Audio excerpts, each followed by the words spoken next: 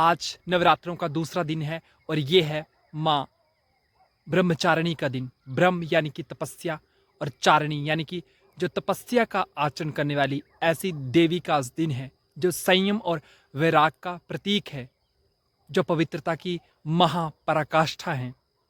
तो जैसा कि व्रत कर रहे हैं बहुत सारे भक्तजन इन दिनों, लेकिन कई बार हमें लगता है कि व्रत करने से हमें कमजोरी आ जाएगी, और व्रत का असली आनंद तो तीसरे दिन से शुरू होता है। पहले दिन बहुत मुश्किल लगता है, दूसरे दिन मुश्किल लगता है, और तीसरे दिन वो बहुत सहज और आनंददायी अवस्था हो जाती है। और इसका अनुभव उन्हें ही होगा जो कि व्रत कर रहे हैं। कई बार हमें लगता है कि खाना नहीं खाएंगे तो शक्तिहीन हो जाएंगे। नहीं, आपको और ही ज़्यादा शक्तिशाली स्थिति का अनुभव होगा। और ऐसे नहीं कि व्रत कर रहे हैं तो कुछ काम नहीं कर रही हैं, सब काम करते हुए आपको शक्तिशाली स्थिति का अनुभव होगा। क्योंकि कहा जाता है कि खुशी जैसी खुराक नहीं।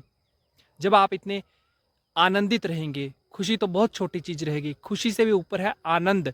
तो आप निरंतर आनंद की अवस्था में हैं, तो आपको इतनी ज़्यादा शक्ति का एहसास होगा कि बात नहीं पूछो।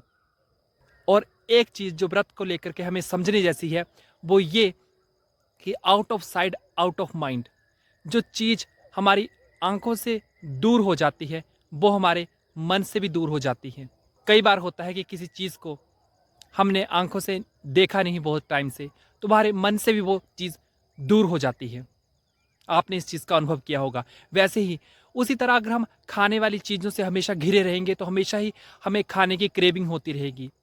इसलिए हम जो भी खाने वाली चीज़ें हैं, चटपटी चीज़ें हैं, उनसे अगर हमें दूर रखेंगे अपने आप को इनिशियली, क्योंकि हमारा ये स्टार्टिंग अगर फेज़ है और हमें दिक्कत हो रही है, हमें क्रेविंग हो रही है, तो उन चीज़ों से घिरे हुए ना रहें जो आपको खाने की याद दिलाती हैं। तब आपका ध्यान ही नहीं जाएगा। जब आप उन चीज़ों से घिरे हुए नहीं रहेंगे तो आपका खाने की ओर ध्यान ही नहीं जाएगा। ये विधि है व्रत को सहज रीति से करने की।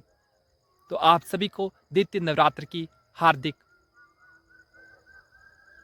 शुभकामनाएं।